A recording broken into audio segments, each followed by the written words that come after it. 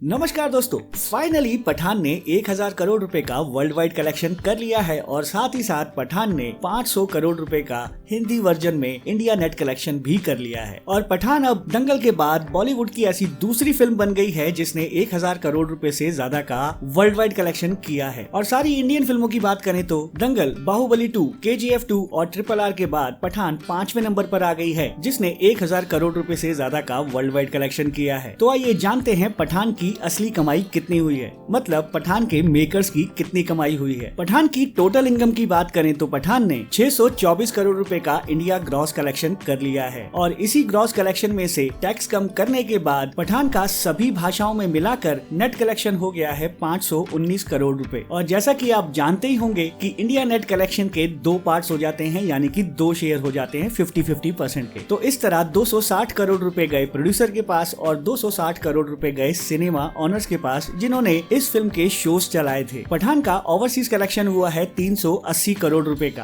अब इस कलेक्शन में से भी टैक्स और डिस्ट्रीब्यूटर की कमीशन को अलग कर दिया जाए तो 50% के आसपास प्रोड्यूसर को मिलेगा, यानी कि 190 करोड़ रुपए। पठान के डिजिटल राइट्स बिके हैं 100 करोड़ रुपए में। इस तरह पठान के मेकर्स की टोटल इनकम को देखें तो नेट कलेक्शन से 260 करोड़ रुपए, ओवरसीज कलेक्शन से 190 करोड़ रुपए और डिजिटल राइट से 100 करोड़ रुपए, और ये टोटल मिलाकर हो जाते हैं 550 करोड़ रुपए। फिल्म की प्रोडक्शन कॉस्ट है 250 करोड़ रुपए और फिल्म के प्रमोशन पर कितना बजट खर्च किया गया है ये किसी भी रिपोर्ट में आज तक पब्लिश नहीं हुआ है। बहरहाल पठान के मेकर्स का 550 करोड़ रुपए का कलेक्शन हो चुका है। अब पठान के वर्डिक्ट की बात करें तो पठान एक ब्लॉकबस्टर फिल्म साबित हो चुकी है। जैसा कि आप जानते ही होंगे कि अगर कोई फिल्म अपने बजट से 200% इंडिया नेट कलेक्शन कर लेती है तो वो फिल्म ब्लॉकबस्टर साबित हो जाती है। तो पठान का बजट 250 करोड़ रुपए बताया गया है और पठान ने 519 करोड़ रुपए का ऑल इंडिया नेट कलेक्शन कर लिया है। इस हिसाब से पठान एक ब्लॉकबस्टर फिल्म साबित हो चुकी है। अब पठान को ऑल टाइम ब्लॉकबस्टर फिल्म साबित होने के लिए अपने बजट का 300% कलेक्शन करना पड़ेगा, यानी कि 750 करोड़ रुपए का इंडिया नेट कलेक्शन। अगर पठान 750 करोड़ रुपए का इंडिया नेट कलेक्शन कर पाती है तो Pathaan all time blockbuster film साबित हो जाएगी। अब आप पठान को all time blockbuster, super all time blockbuster चाहे तो जो मर्जी कह सकते हैं, क्योंकि आजकल वर्डिक्ट इंडिया नेट कलेक्शन से नहीं PR कंपनीज और क्रिटिक्स डिसाइड करते हैं। वो जिस फिल्म को हिट बोल देते हैं वो हिट मानी जाती है और जिस फिल्म को ब्लॉकबस्टर बोल देते हैं उसे ब्लॉकबस्टर माना जाता है, भले ही उसने इंडिया में कितना भी कम नेट कलेक्शन किया हो। इसके उदाहरण के रूप में आप गंगूबाई काठियावाड़ी और ब्रह्मास्त्र को ले सकते हैं। गंगूबाई काठियावाड़ी ने 132 करोड़ रुपए का इंडिया नेट कलेक्शन किया था और वहीं फिल्म का बजट था 180 करोड़ रुपए, लेकिन फिल्म ने ओवरसीज में 80 करोड़ रुपए का और बिजनेस किया था। तो इंडिया ग्रॉस कलेक्शन और ओवरसीज कलेक्शन को मिलाकर, यानी कि वर्ल्ड वाइड कलेक्शन पर फिल्म को